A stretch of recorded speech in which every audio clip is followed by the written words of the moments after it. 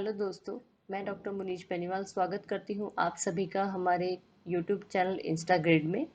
आशा करती हूँ आप सभी लॉकडाउन पीरियड को अच्छे से एंजॉय कर रहे हैं और मेरी वीडियोस को के साथ अपने कॉम्पिटिटिव एग्जाम्स की अच्छे से प्रिपरेशन कर रहे हैं।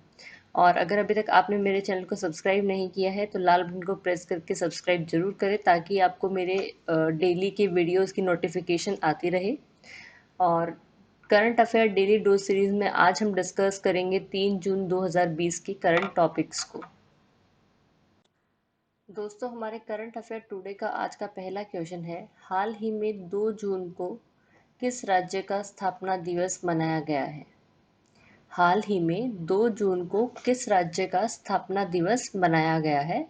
इसका सही आंसर है तेलंगाना।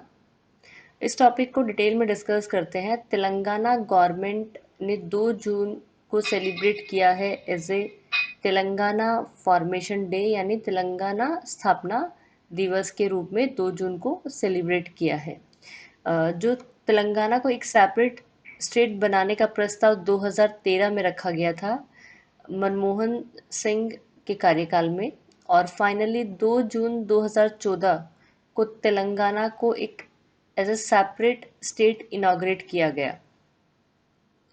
और उस टाइम पे श्री के चंद्रशेखर राव जो है वो पहले चीफ मिनिस्टर थे तेलंगाना के, और ESL Narasimhan become the first governor of the state. और Telangana basically means the place where the Telugu language is spoken.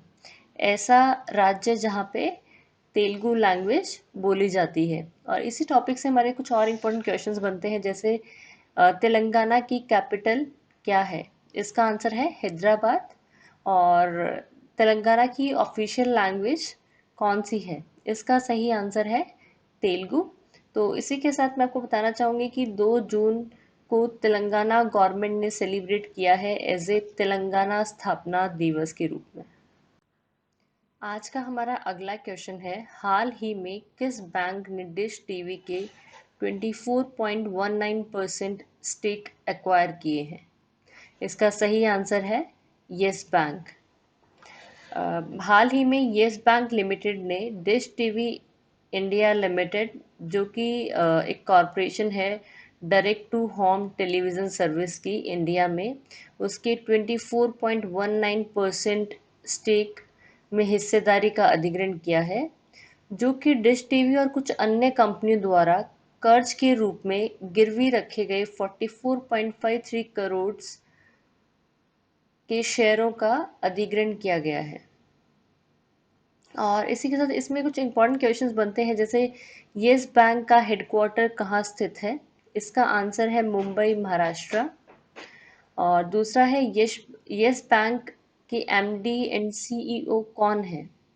इसका सही आंसर है प्रशांत कुमार। और तीसरा हमारे पास बनता है, येस बैंक की टैगलाइन क्या है? इसका आंसर है experience your expertise. Experience your expertise, ये येस बैंक की टैगलाइन है। और हाल ही में येस बैंक लिमिटेड ने डिश टीवी के 24.19% शेयर्स जो हैं उनको खरीदा है। दोस्तों, हमारा आज का अगला क्वेश्चन है, हाल ही में मिनिस्ट्री ऑफ स्टील का नया सेक्रेटरी किसे नियुक्त किया गया है? हाल ही में मिनिस्ट्री ऑफ स्टील का नया सेक्रेटरी किसे नियुक्त किया गया है? इसका सही आंसर है प्रदीप कुमार। जम्मू एंड कश्मीर कैडर के IAS ऑफिसर प्रदीप कुमार त्रिपाठी को हाल ही में अपॉइंट किया गया है as a secretary ministry of steel, government of India. और इससे पहले प्रदीप कुमार त्रिपाठी पोस्टेड थे as a special secretary and establishment officer in department of personal and training. और इसी के साथ इसमें हमारा इंपॉर्टेंट क्वेश्चन बन रहा है, यूनियन मिनिस्टर ऑफ स्टील कौन है? इसका सही आंसर है Dharmendra Pradhan. Union minister of steel कौन है? धर्मेंद्र प्रधान। और अभी हाल ही में जम्मू एंड कश्मीर कैडर के IAS ऑफिसर प्रदीप कुमार त्रिपाठी ने ज्वाइन किया है मिनिस्ट्री ऑफ स्टील को as a secretary. Current affair today का हमारा अगला क्वेश्चन है, हाल ही में अमेरिका के खिलाड़ी बॉबी मैरो का निधन हो गया है, उनका संबंध किस खेल से है? इसका सही आंसर है एथलेटिक्स। अमेरिकन स्प्रिंटर बॉबी जो मैरो का हाल ही में निधन हो गया है और उन्होंने अपने तीन एथलेटिक गोल्ड मेडल जीते हैं 1956 के मेलबॉर्न ओलंपिक गेम्स में। और उन्होंने इसके साथ साथ उन्होंने 100 मीटर, 200 मीटर और 400 मीटर रिले जो कि मेलबॉर्न में हुई थी उसके खिताब भी जीते हैं। और उसके बाद वह स्प्रिंट ट्रेबल जीतने वाले खिलाड़ी अमेरिकी जेसी ओवेंस 1936 के बाद पहले आदमी बने हैं। और उनको as a sports illustrator sportsman of the year का नामित किया गया है 1956 में। और उन्होंने अपने करियर में 11 नए वर्ल्ड रिकॉर्ड्स बनाए हैं। कितने नए वर्ल्ड रिकॉर्ड बनाए हैं? 11, 11। आज का हमारा अगला क्वेश्चन है, हाल ही में भारतीय मेट्रोलॉजिकल डिपार्टमेंट ने अरेबियन सी में कौन से चक्रवात की चेतावनी दी है? हाल ही में भारतीय मेट्रोलॉजिकल डिपार्टमेंट ने अरेबियन सी में कौन से चक्रवात यानी साइक्लोन की चेतावनी दी है? इसका सही आंसर है निशग्र। निशग्र। हाल ही में इंडियन मेट्रोलॉजिकल डिपार्टमेंट ने वार्न किया है साइक्लोनिक स्टॉर्म निशगर के लिए, जो कि अरेबियन सी में उठने वाला है। और ये अरेबियन सी के थ्रू हिट करेगा महाराष्ट्र और गुजरात को जून 3 को।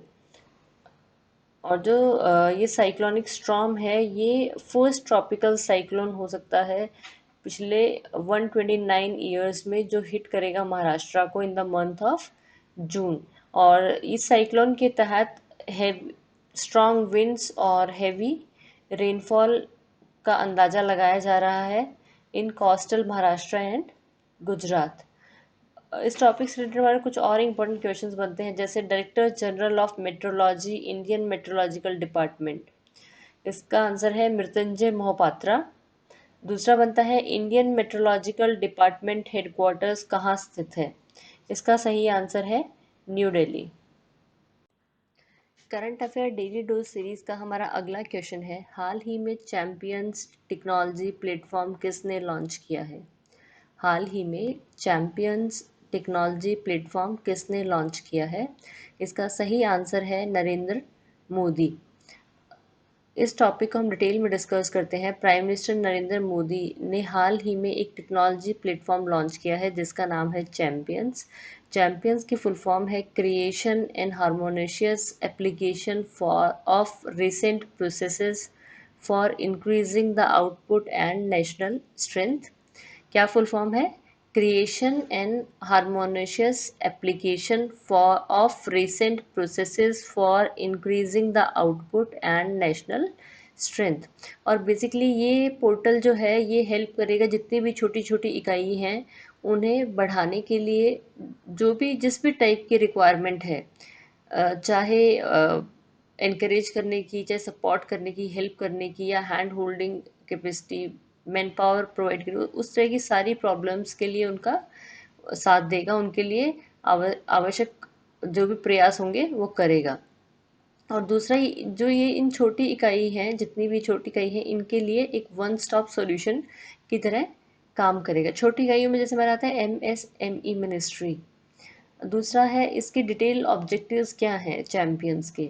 जो प्लेटफॉर्म लॉन्च किया चैम्पियंस, इसके ऑब्जेक्टिव्स हैं जो छोटी छोटी इकाइयाँ यानी जो मीडियम स्मॉल माइक्रो एंटरप्राइजेज हैं उन सब के इश्यूज़ को रिजॉल्व करना, जैसे कि उन्हें financially help, raw material, labour हो गया, रेगुलेटरी परमिशन है, जो कि कोविड-19 के चलते हुए ये प्रॉब्लम्स क्या है, डिफ़िकल्ट सिचुएशन में ये प्रॉब्लम्स मेनली आ रही हैं, उन सब प्रॉब्लम्स में उनकी हेल्प करना। सेकंड है उनके लिए न्यू अपॉर्चुनिटीज़ प्रोवाइड करना, जैसे उन्हें हेल्प उनको इंक्लूड करना manufacturing of medical equipments like PPE kits, mask हो गए, और प्रोवाइड करवाना उनसे नेशनल और इंटरनेशनल मार्केट्स में। तीसरा, उन्हें उन यूनिट्स की पहचान करना और उन्हें प्रोत्साहित करना, यानी उनको आइडेंटिफाई करना और उनको इनकरेज करना, जिससे कि वो इन कठिन परिस्थितियों में, जो कोविड-19 की कठिन परिस्थितियां हैं, इनमें अपनी पहचान बना सकें, नेशनल और इंटरनेशनल चैंपियंस बन सकें। तो हाल ही में प्राइम मिनिस्टर नरेंद्र मोदी जी ने ये एक टेक्नोलॉजी प्लेटफॉर्म लॉन्च किया है जिसका नाम है चैंपियंस, और इसका फुल फॉर्म है creation and harmonious application of recent process for increasing the output and national strength. दोस्तों, ये इस टाइप के क्वेश्चंस जो भी कोविड-19 के थ्रू आ रहे हैं, ये आने वाले कॉम्पिटिटिव एग्जाम्स के पॉइंट ऑफ व्यू से काफ़ी इंपॉर्टेंट क्वेश्चंस हैं। तो आप मेरी वीडियोस को ध्यान से सुनते रहें और साथ साथ इनको हाईलाइट करते रहें कि क्या क्या क्वेश्चंस मैं डिस्कस कर रही हूँ, और उन्हें नोट करते रहें। करंट अफेयर टुडे में हमारा अगला क्वेश्चन है, कोविड-19 टेक्नोलॉजी एक्सेस पूल किसने लॉन्च किया है? कोविड-19 टेक्नोलॉजी एक्सेस पूल किसने लॉन्च किया है? इसका सही आंसर है डब्ल्यूएचओ। हाल ही में डब्ल्यूएचओ ने कोविड-19 टेक्नोलॉजी एक्सेस पूल लॉन्च किया है for equitable access to life saving technology. और ये स्टेप डब्ल्यूएचओ ने जॉइंटली अपील फ्रॉम 37 कंट्रीज ने डब्ल्यूएचओ से common ownership of vaccine medicine और अदर डायग्नोस्टिक टूल्स के लिए किया है, जो कि अभी ग्लोबल हेल्थ क्राइसिस जो चल रही है बिकॉज ऑफ कोविड-19, उससे बाहर आ सकें। और सी टैप यानी कोविड टेक्नोलॉजी एक्सेस पूल का मेन एम है to accelerate the development of vaccine and medicine through sharing of research and information, and to increase the manufacturing capacity of these products। और साथ ही इसके अलावा WHO ने संयुक्त राष्ट्र स्वास्थ्य एजेंसी से बाकी सभी जो 37 कंट्रीज हैं उनकी इस मुहिम में जुड़ने का आग्रह भी किया है, और जिसके लिए सॉलिडेटरी कॉल टू एक्शन भी जारी किया गया है। इसी के साथ इसमें कुछ इम्पोर्टेंट क्वेश्चंस बनते हैं, जैसे हेडक्वार्टर ऑफ डब्ल्यूएचओ कहाँ स्थित है? इसका सही आंसर है जिनीवा, स्विट्जरलैंड में। और दूसरा बनता है, डायरेक्टर जनरल ऑफ डब्ल्यूएचओ कौन है? इसका सही आंसर है टेड्रोस एडहानम।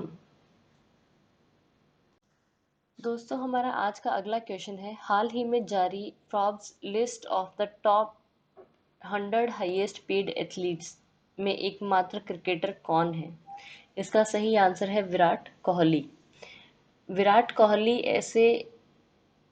एकमात्र ऐसे क्रिकेटर हैं जो Forbes list of top 100 highest paid athletes world 2020 में शामिल हैं। कोहली कुल 26 मिलियन अमेरिकी डॉलर की अनुमानित अप्रॉक्सीमेट 26 मिलियन अमेरिकी डॉलर की आय के साथ 66वें यानी 66वें स्थान पर हैं। और रॉजर फेडरर, जो कि स्विस टेनिस प्लेयर हैं, वो इस लिस्ट में फर्स्ट रैंक पर हैं विद द एस्टिमेटेड आय ऑफ 106.3 मिलियन अमेरिकी डॉलर। और इसके बाद Cristiano Ronaldo 105 million American dollar, Lionel Messi 104 million American dollar, and Neymar 95.5 million अमेरिकी डॉलर के साथ टॉप 5 में हैं। और जो फैक्ट्री है फ्रॉप्स, ये मेनली कैलकुलेशन करती है एथलीट्स की on the basis of the revenue की, on the basis of the prize money, salary, contract bonus, royalties, appearance fees, इन सब के बेसिस पे in the period of June 1 2009 से लेके जून 1 2020, यानी एक साल की अनुमानित जो आय है उसके बेसिस पे इसकी कैलकुलेशन होती है। और इसमें पहले ऐसे विराट कोहली ऐसे क्रिकेटर हैं जो 26 मिलियन यूएस डॉलर के साथ में 66वें स्थान पर इसमें आए हैं। और टॉप में इसमें जो है वो है स्विस टेनिस रॉजर फेडरर। हमारा अगला क्वेश्चन है, हाल ही में भारत सरकार ने पीएम स्वनिधि स्कीम लॉन्च की है। इससे किसको फ़ायदा है? इसका सही आंसर है स्ट्रीट वेंडर्स को। सेंट्रल गवर्नमेंट ने हाल ही में पीएम स्वनिधि योजना लॉन्च की है। पीएम स्वनिधि का फुल फॉर्म है प्रधानमंत्री street vendors Atmanirbhar Nidhi scheme, और ये लॉन्च हुई है 1 जून को। और इससे क्या है, बेसिकली जितने भी माइक्रो क्रेडिट फैसिलिटी स्कीम है वो अफोर्डेबल लोन्स प्रोवाइड करेगी स्ट्रीट वेंडर्स को। यानी इस स्कीम के तहत जो special micro credit facility scheme है वो 10,000 की राशि के अप टू 10,000 तक की राशि के अफोर्डेबल लोन्स प्रोवाइड करेगी स्ट्रीट वेंडर्स को। और ये जो स्कीम है ये लॉन्च की है housing and urban affair ministry ने, सो दैट कि ड्यूरिंग दिस कोविड-19 सिचुएशन जितने भी स्ट्रीट वेंडर्स हैं वो दोबारा से अपना काम शुरू कर सकें, और उनको वो गवर्नमेंट से लगभग अप टू 10,000 तक की राशि का लोन ले सकते हैं, और उन्हें ये अमाउंट क्या है विद इन अ ईयर वापस देना पड़ेगा in installments. Under this special credit scheme 5 million street vendors जो हैं उनको वो इस फैसिलिटी को अवेल कर पाएंगे। और अगर वो टाइमली रीपेमेंट करते हैं अपने लोन की, तो उन्हें इंटरेस्ट पर सब्सिडी रेट मिलेगी 7% पर एनम, जो कि डायरेक्ट क्रेडिट होगी बेनिफिशियरी के बैंक अकाउंट में through direct benefit transfer DBT on 6 month basis.